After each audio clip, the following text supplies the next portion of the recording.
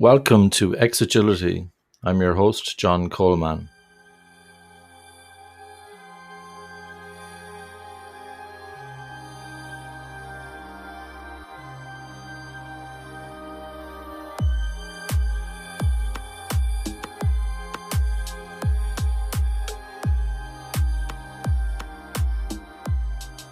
Mike, welcome.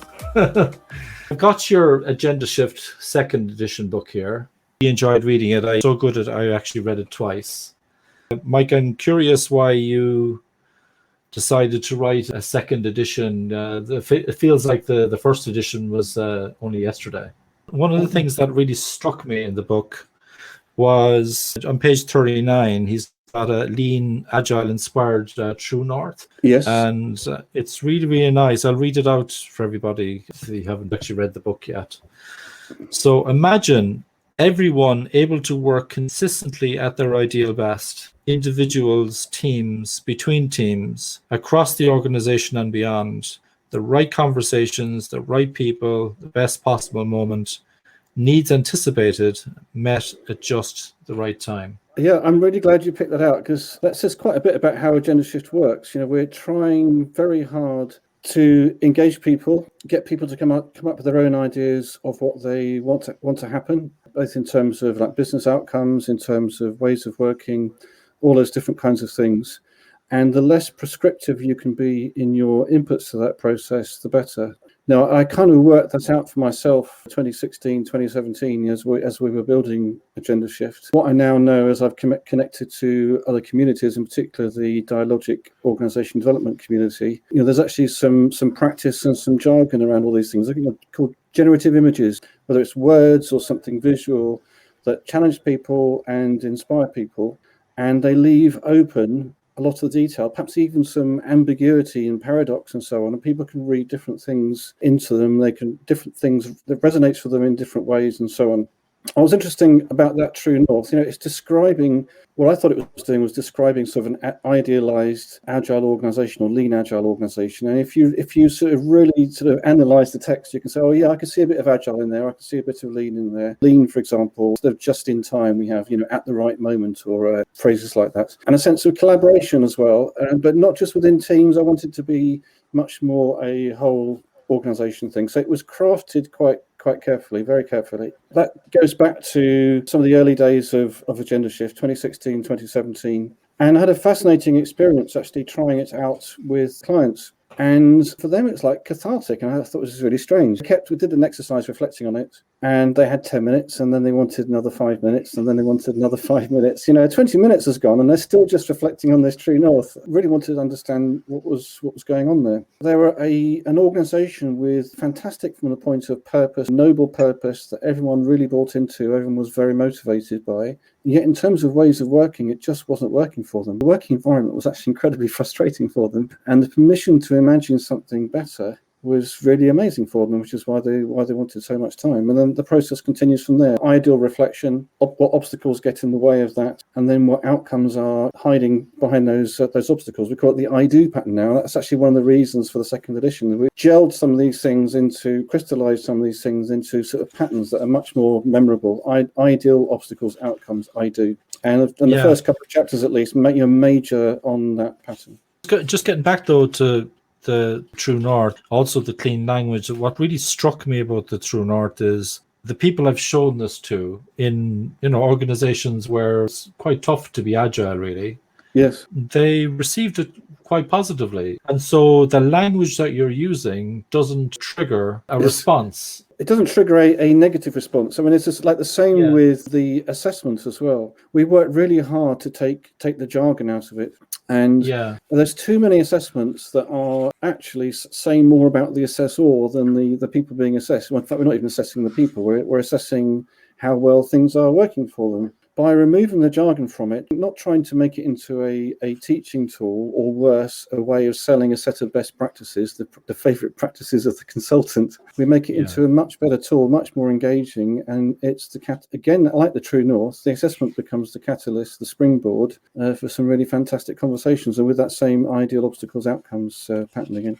Yeah, so that really comes true to me when I look at your if I look at chapter 2 exploration, where you're talking about the Agendashift delivery assessment mini edition. Yes. When I read down through some of the suggested questions, no real triggers, really authentic questions. If I take the leadership ones as an example, if you don't mind, category 6, right? So we strike an appropriate balance between meeting customer needs, improving our delivery process, and developing new capabilities. We recognize improvement areas, take action, and follow through. And we all share responsibly for how we work and how our work is organized. And so what it really feels like to me is there's really no judgment in those words. It's like, these are good things to have. Exactly. Yes. We write it in we language. It's inclusive. And most of the prompts start with we or our. And then you describe things that expect the majority of people to want to have. And then out of the 18 prompts of the mini assessment or the 42 prompts of the full version, it's up to them actually to prioritize which ones they want to work on, which ones they want to have the conversations on. So going back to those early days, 2016, 2017, what I was trying to build was something non-prescriptive and one not likely to trigger those negative responses, to generate cynicism and disengagement and all those other things. I wasn't happy with the term non-prescriptive because it doesn't say what it is. It's not something positive. So we landed on outcome-oriented. We landed on that in time for the first edition. And then in the foreword to the first edition, Daniel Mesick used the term engagement model. And I suddenly thought, I'm kicking myself. Why didn't I think of that?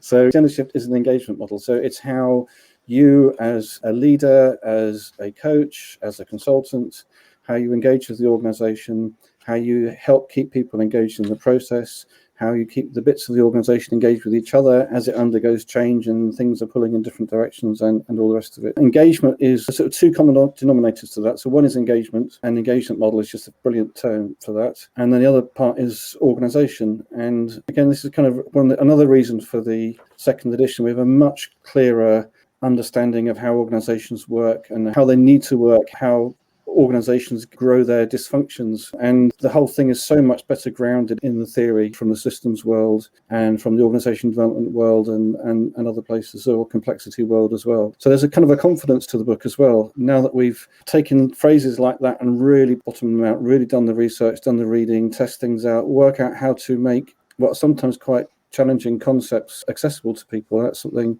as a writer and as a teacher I enjoy doing. Yeah, I can really see that. And one of the things that you mentioned already was after you look at your True North and you do your assessment, I can see here you're kind of focusing on some of the obstacles maybe to where you're going. So you talk about good obstacle, bad obstacle. Yes, can you explain a bit more about that? That was another reason for doing the second edition. There's a whole number of places where we've just made some improvements, small and not so small. One of them, actually really important improvements in the second edition, is that exercise good obstacle, bad obstacle. And it's going through the list of obstacles and looking for where obstacles have been framed in bad ways. So where they're framed, they're judgmental, finger pointing, for example, where they use jargon. And again, using even trying to get people to do things in their own words. And using jargon can even be alienating to other people in the organization. And it's also very easy to come up with things that are things that sound like obstacles, but really all they're doing is selling a solution. And we're trying to engage people's creativity. Prematurely narrowing down solution space isn't a great idea either. And some obstacles are just platitudes. Our obstacle is that everyone doesn't have the agile mindset. It's not at a level where anybody can sensibly engage. So getting people to think deeply about obstacles, not because we want to sort of dig into them and do root cause analysis or anything like that, but to frame them in a way that's going to make it much more likely, almost guarantee, that you can have some great conversations off the back of them. And it was kind of like debugging. 5% of conversations or 10% of conversations didn't work as well as I thought they should have done.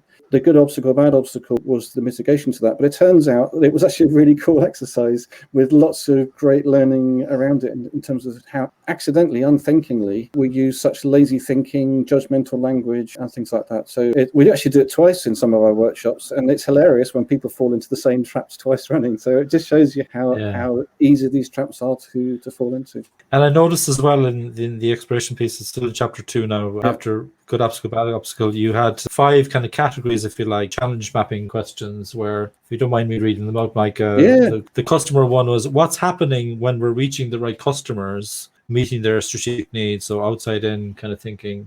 Organization, when we're meeting those strategic needs, what kind of organization are we? So how are we serving that? Product, through what products and services are we meeting those strategic needs? Again, outside in thinking. And then only then you're getting into platform. So when we're that kind of organization, meeting those strategic needs, delivering those products and services, what are the defining critical capabilities that make it all possible?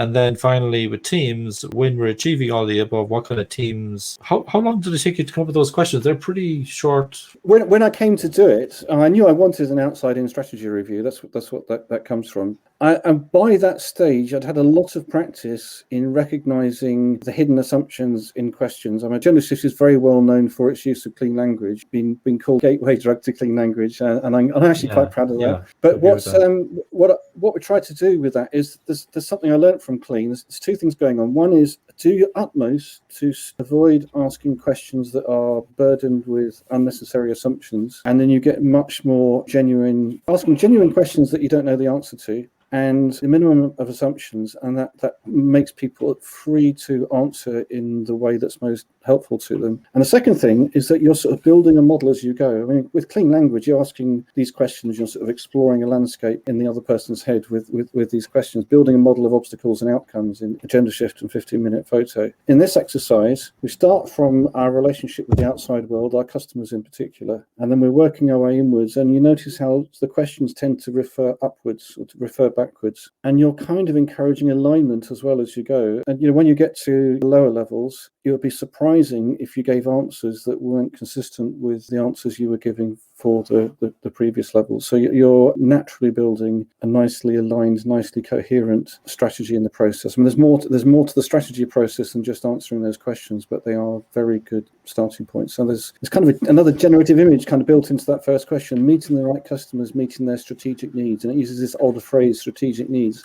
Our strategy, their needs. And there's that nice sort of tension there that helps encourage a little bit of creative thinking. I love the next chapter as well, chapter 3 on mapping, where you bring in some good work as well from Liz Keogh and Carl Scotland. Basing on Kinevin framework, and also bringing a bit of nice twisted wordly mapping. Brilliant. Yes, I describe it's my favourite innovation of 2019. So we now call it optional relationship mapping. It took us nearly all of 2019 to give it the right name. I mean, I called it reverse Wardley for most of that year, and it used to really wind Carl up, but we didn't have a better name for it. But we met we had dinner at Wagamama's in London and argued over the name. It's a twist on Wardley mapping. We found people have done experiments with trying to Wardley map with outcomes. I mean, the overlap, there's quite a good overlap between the Agendashift community, the Kinevin community, and the Wardley mapping community. In that intersection is people who wanted to do mapping with outcomes. We already knew that outcomes and Kinevin 4 points exercise worked really well, but outcomes into Wardley mapping, just something off about it. The idea that outcomes fit along a maturity scale just didn't fit, and outcomes don't really form a value chain either. But with Liz and Carl's absolutely brilliant idea is to replace the maturity axis with an ambiguity axis, which is actually quite similar, really. Things that we really know about on one side, things that there's a lot of ambiguity, unknowns, all the rest of it at the other end. String them out along a line, and then stretch them vertically according to how visible the outcomes are to the customer, and then draw arrows where there's one impact outcomes on another outcome. It's not a Wardley map, but it looks a little bit like one. It's the process is reversed compared with Wardley mapping, but in the end,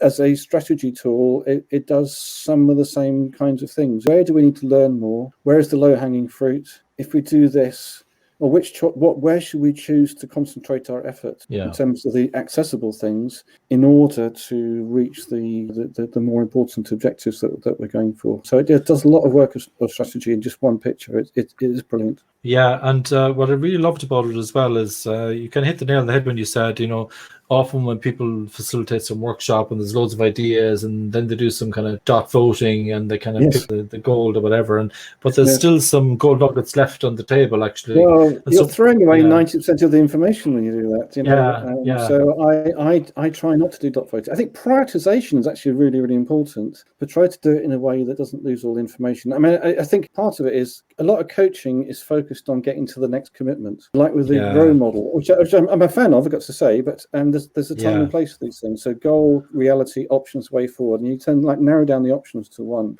Yeah. But when you're doing strategy work, you want to understand the landscape, and you don't want to throw it away. You can model the landscape and then just plan your next step. That doesn't make any sense.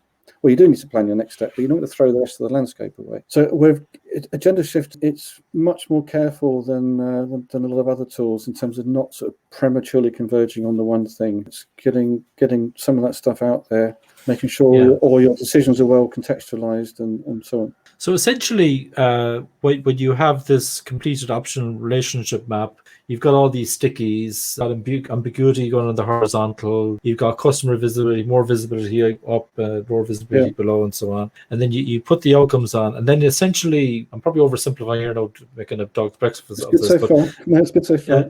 Essentially, you're kind of linking the outcomes almost like dependencies, almost like sometimes correlation, sometimes causation between. Impact.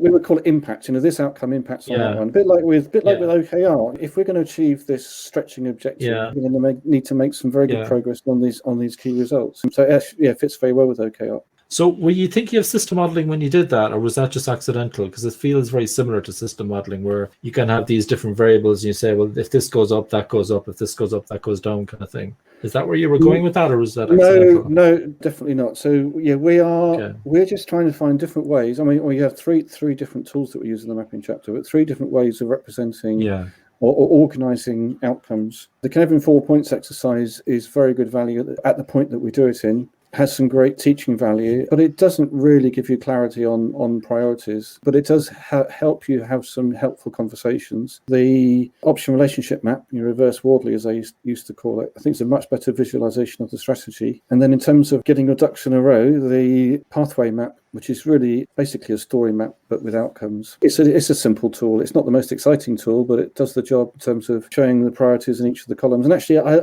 I said before, I love prioritization conversations, forced to put things into a sequence, which the optional relationship map does as well. Put it in that ambiguity axis, put it in that customer visibility axis. Start to have some real conversations about this versus that. You're forced then to have some real conversations about what these things actually mean. And at the time the sticky was written down, that might not be clear. And when you go back to your story map again and remind ourselves why we're doing this, why is this important? These are good conversations to have.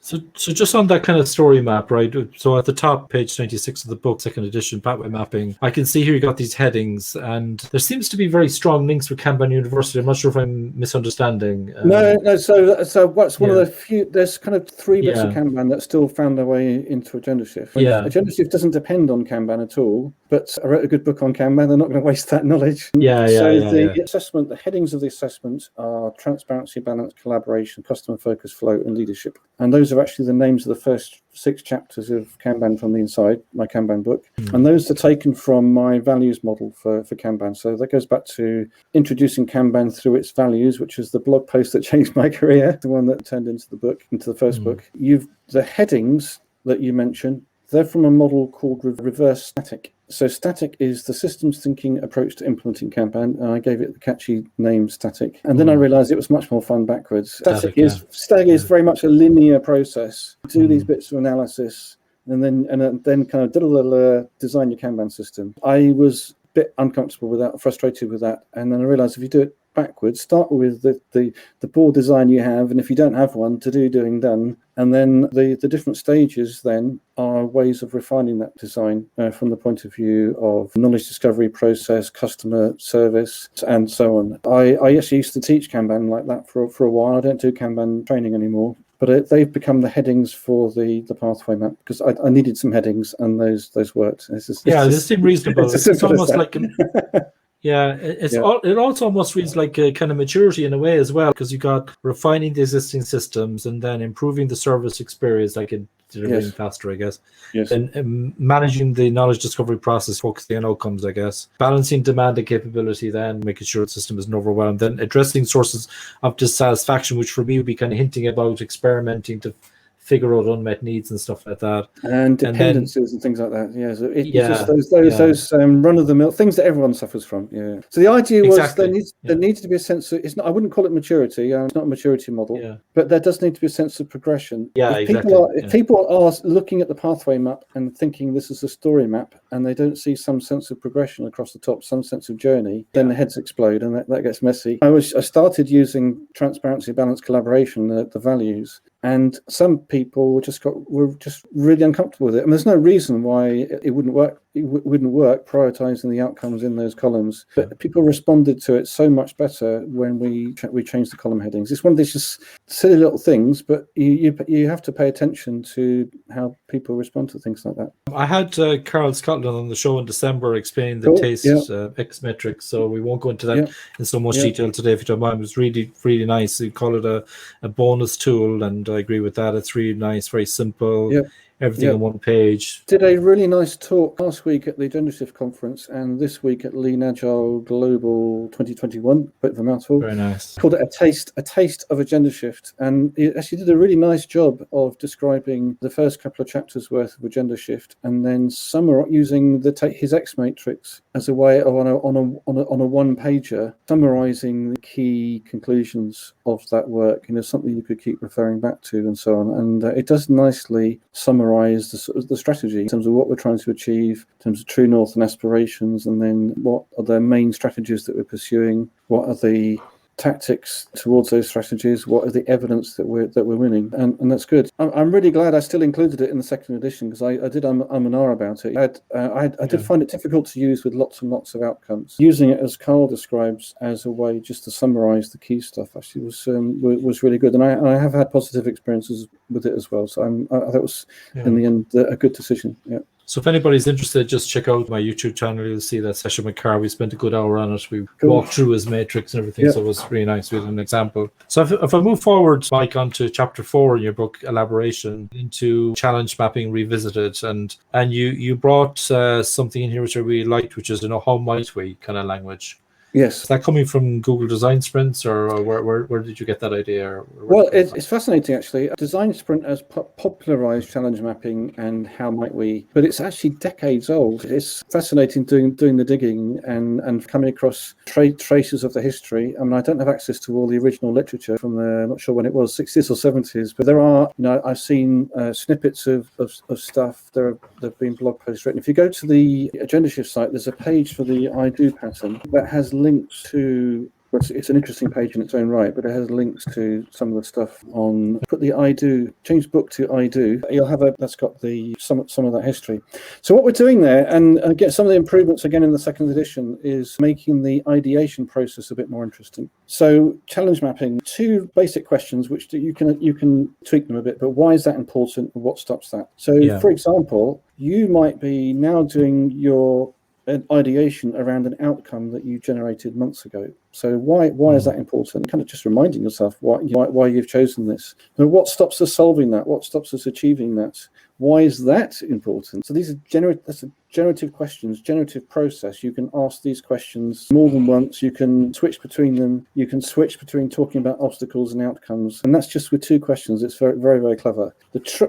The one slightly iffy thing that you can get into if you're not careful is fishing for solutions, and that's something we warn a couple of times against in the book. But if you make sure that when you write these stickies down, they're written down in the form of how might we. It's now how might we address some kind of challenge. That's why it's called challenge mapping. And so that's the sort of antidote to premature solutionizing, really. So give some examples here, Mike. So one of them was like, how might we have an idea of timescales for delivery? Yep. How might we recognize revenue sooner, for example? Go ahead. Yes, exactly. Yes. Before I would get to how might we, I'd be asking, well, why is that important? Okay. And no point in generating solutions for things that aren't important. And actually, if you ask what stops that, this is obstacles and outcomes again. This is a pattern that occurs just all across Agendashift. It's helping identify the most important obstacles to what you really want and tackling those. And then you go into experimentation, and really like your A3 template, the Agendashift A3 canvas. It's a canvas, really, isn't it?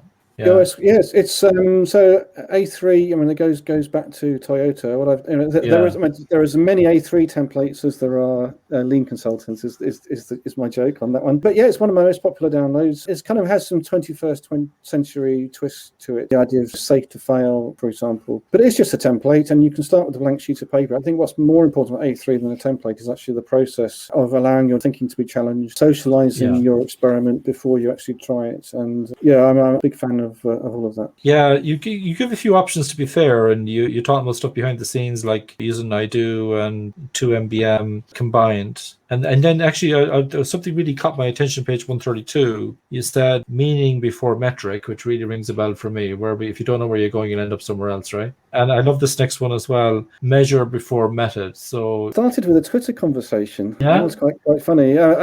We were looking. It must have been late 2018. We were designing a new OKR workshop, and I had some questions for who was it for? It was for Larry Maccheroni, I think it was. It started as an email conversation. Some of the conclusions of that conversations went on Twitter, and then I got into conversations with other people, and then I just came up with, just for fun, meaning before method, measure before method. And so meaning before metric, that's about the importance of having all the kinds of conversations we've been talking about before you get down to how we will measure them, metrics, all that stuff. And I hate it when consultants lead with their favorite metric, whether it's net promoter score or velocity or lead time or whatever it might be, without actually trying to understand what's important. If you're in OKR territory, starting with the metric, then into target setting and management by objectives. And that can lead you into a very dark place. Just look up management by objectives. You're kind of a few steps away from an accounting scandal if you don't watch it. But that's that bit. And then the measure before method, and this is all part of the ideation process now. Think about all the ways you would measure success. And a bit like with the obstacles, have all of that in the air while you're coming up with solution ideas. Have your obstacles in the air,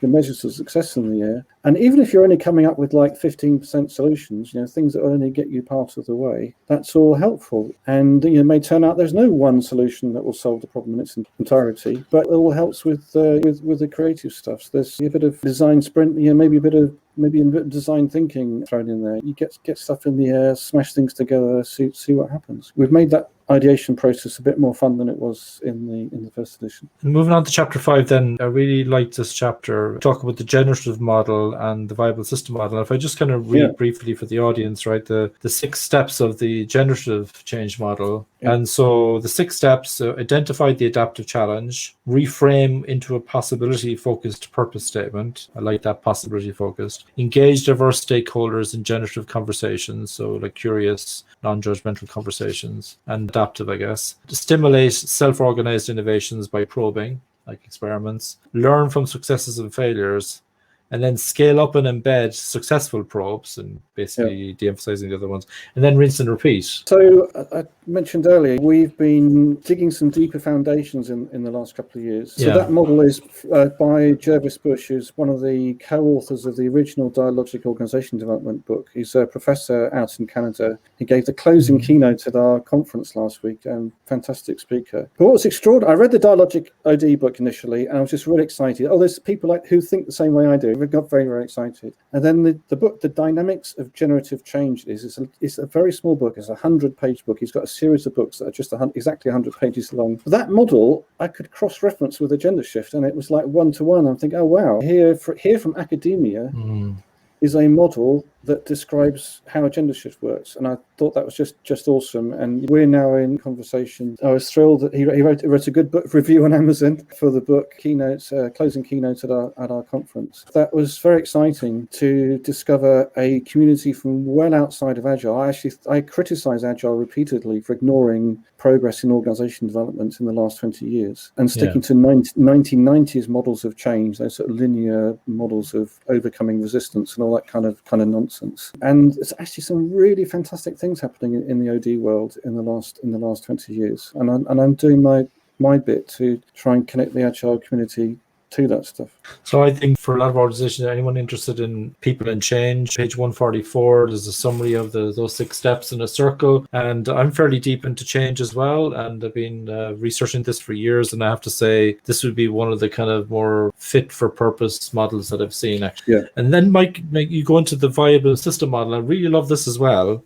Yes. Because you talk about 6 different systems, And essentially, what you're talking about is kind of keeping various themes connected. I'm really heartened to hear that response. I mean, the viable system model has been knocking around since the 70s. It's like probably the pinnacle of the management cybernetics community. So Stafford Beer, clearly a genius, but the model is a little bit hard to get your head around. It's a fractal model. So you have viable systems inside viable systems. People, teams, organizations, industries, countries, they've all been analyzed using the viable system model. It's a really powerful diagnostic tool. But because of its sort of fractal nature, and because Stafford Beer was very careful not to name his systems, because to kind of mislead you into thinking what you should expect, or how they should work, and he just called them system 1, 2, 3, 4, and 5, and then he realized he missed one, so that became 3-star. So you can see this is actually not that easy to get into. I've done my utmost to make it accessible without dumbing it down in a way that's sort of respectful of the sources. And so a lot of the new work this year, but in the run up to the book, and also after the book, is around what I call a deliberately adaptive organization, which is basically Agendashift plugged into the viable system model to bring it to life, to make those very abstract, even unnamed terms more concrete. Use it as a way to understand things like scaling challenges, to use it to explain how a strategy deployment works, explain how relationships between levels in the organizations need to work, and so on. And actually explain all of us that have various levels or forms of discomfort with scaled agile. A viable systems model is a brilliant diagnostic tool to understand why that is, why they have the tendencies that they have. But on the positive side, some of the things that you could do to help mitigate those problems. And if you're a big believer in autonomy, big believer in autonomous teams, big believer in things like intent-based leadership and so on, that model and deliberately adaptive model in the Agendashift book give you a lot of clues to how to reconcile that with scaled delivery process. And I kind of the disappointment of the last few years for me is that we're scaling up process and thinking that's going to lead to wonderful things without paying attention really to the fundamentals of how organizations work and how people work and so on. When you look at the dysfunctions that you see and actually have some sound reasons for those dysfunctions, I feel quite justified in saying them. Yeah, one thing that really struck me, I couldn't help kind of thinking about the Spotify communicated approach. And so they have got the tribes and guilds and chapters and all that kind of stuff. And in sociocracy, you bring in circles. So self-governing circles, and that really rings a bell with me because I've often tried to get communities of practice going, and some of them go really well, and then some genius might decide to join two of them together, and then they die. Because because of efficiency, but actually that we lost the ethos. So I think the deep magic of the Spotify model, if ever had magic, is actually quite well explained by sociocracy. The idea that people belong to circles, which is like the generic name for a group of people who are there by consent and who are self-governing by consent. And people can belong to more than one circle. That's almost all the rules of sociocracy. I mean, it is that simple, but it's one of these beautifully simple, powerfully simple things. Once you've understood sociocracy, then you will look at models like sociocracy and models like Spotify, for example, in a rather different light. Then the viable system model is the model for any system that has identity and the desire to thrive in a changing environment. I think so let that settle for a moment. And when we're trying to pursue things like business agility and scaled agile and so on, I think you'll be a fool not to pay some attention to that model and what it has to say. So deliberatelyadaptive.org, that's Agendashift plugged into the viable system model, essentially, is what we're doing in those last couple of chapters. I noticed another kind of acronym on page 188 was deliberately developmental organization, DDO. Yes. So deliberately adaptive, and if you go to that site, you'll see this. It's a deliberately adaptive. It's a model for every scale, including smallest possible scale, individuals or small people relating to each other. And the inspiration actually for the name Deliberately Adaptive Organization is Robert Keegan, Lisa Lasko-Leahy wrote a good book called The Change. The name of the book. The model is a deliberately developmental organization. It's called An Everyone Culture. That's the name of the book. An Everyone Culture. It's a culture in which you are helped to grow in your role. You are helped to find where things you might grow into or move into. you are helped to step outside the system and look at your relationship with the system as a way of understanding how you might change or how the system might change. I mean, it comes from actually those sort of models of those developmental models, the sort of maturity models of human development. I'm not a fan of maturity models myself. But there's also this kind of systemic systems thinking way of looking at it. How does your organization help people grow in their roles, into new roles? How does it help the organization help each other look at the system, look at their relationships and so on? And it was just a really nice model to finish on, where we take what we're doing at the higher organizational levels and bring it down to a much more humane kind of level. So I was really pleased to be able to basically finish the book about there. Not much after that. So, Mike, we've gone through the book. So that was the fastest we've ever went through the second Agendashift book. There's a podcast as well on it, but I think we kind of went a bit deeper this time. But I wanted to talk to you about the conference, Mike, because you had your first Agendashift conference last week. We did. How did it go? It was really brilliant. We had more than 400 registrations. I think if we'd left the window open a bit longer, we probably would have got to 500. We actually had people saying, can we still sign up? It was really great. It was our first Agendashift conference. I wasn't actually even up for doing it. Other people said, Mike, it'd be great to do a conference to help launch the book. We had enough speakers to do 2 tracks. We had an Agendashift track and a transformation track. We had Pia Maria Torren, I think you might know, Professor Jervis Bush to the opening and closing keynotes, and it was great for me. I did it like an introductory talk just to get things started. But it was fascinating watching the talks on the Agendashift track and hearing other people talk about this stuff and actually enjoying what I was hearing. So that was cool. And then a transformation track where we a little bit broader, going into related spaces. I mean, other communities that intersect with Agendashift that we learn from and help them, understand what we're up to. It was online with pre-recorded talks, which I was a little bit nervous about, but actually we had a great stream of chat going as the talks were progressing. Every speaker was there live with a host. Some of the sessions ended up on Zoom afterwards as well, and we've now got a library of some recordings. So Next is working on making those available to people that didn't originally attend the conference. So a really great experience. I blogged about it. It would have been late last week. Said Agendashift came of age on Tuesday. It just felt like this year finally Agendashift has got a life of its own. There are things happening in Agendashift land that weren't instigated by me, and where other people were doing most of the work, and that is just so fantastic. Just on other people doing most of the work, you also have an academy, although you did the recordings, obviously, but you have circles of people actually putting together an online learning platform for Agendashift. Is that right? Yes. So two of our partners, well, it's one partner in particular, but him and his colleague are both partners. But Kjell-Tore Guttormsen and myself, we describe ourselves as the co-founders of the academy, and it's a really good relationship. He's responsible for the platform. I'm responsible for the content at the moment. We've done a self-paced training course called Leading with Outcomes. The first few, it's been going a few weeks. The first few participants are finished it or coming towards the end of it, and the feedback has been really, really good. And it's the first of 3 sort of main courses I want to do. So Leading with Outcomes, it's the first 2 chapters of the book. It's exploration and discovery. You do the clean language stuff, 15-minute photo. You do good obstacle, bad obstacle. You do celebration 5W, all the tools that people remember Agendashift for. Then we're going to do an outside-in strategy course. So we'll do the strategy review.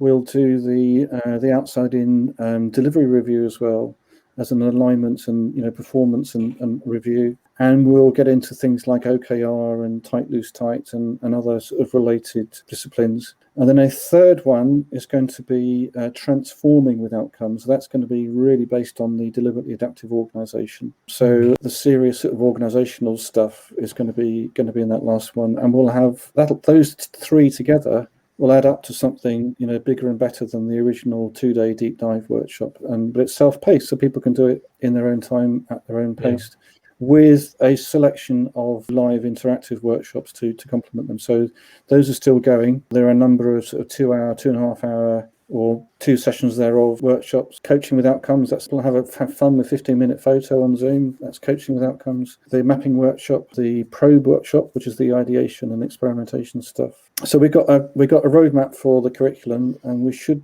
be able to deliver all of that, we think, this year, and a new assessment tool for the deliberately adaptive organisation as well, as kind of to feed into that last thing. So we've got some work to do. It's not just some of it is just recording. Some of it also is actually developing new tools and new exercises around them. And I've even been asked to write another book. Can't really tell you who by or what it's going to be yet, but a lot to do this year. I describe 2021 as the year not to waste. Lots and lots of reasons. Coming out of the pandemic, the second edition of the book, re-platforming, all those kind of things, and then we're even starting to get these circles of partners focusing on different things as well. Very, very, very exciting time for us. I'm having quite a ride this year. Long may it last, Mike. Thank you. Mike, with that, thank you very much for coming on the show. Really appreciate you coming along. It's been my pleasure. It's great to talk to you again. Goodbye, everyone. If you would like your voice message to be featured on a future podcast episode, please leave a voice message at anchor.fm/xagility/message. That's anchor.fm/xagility/message. Thank you.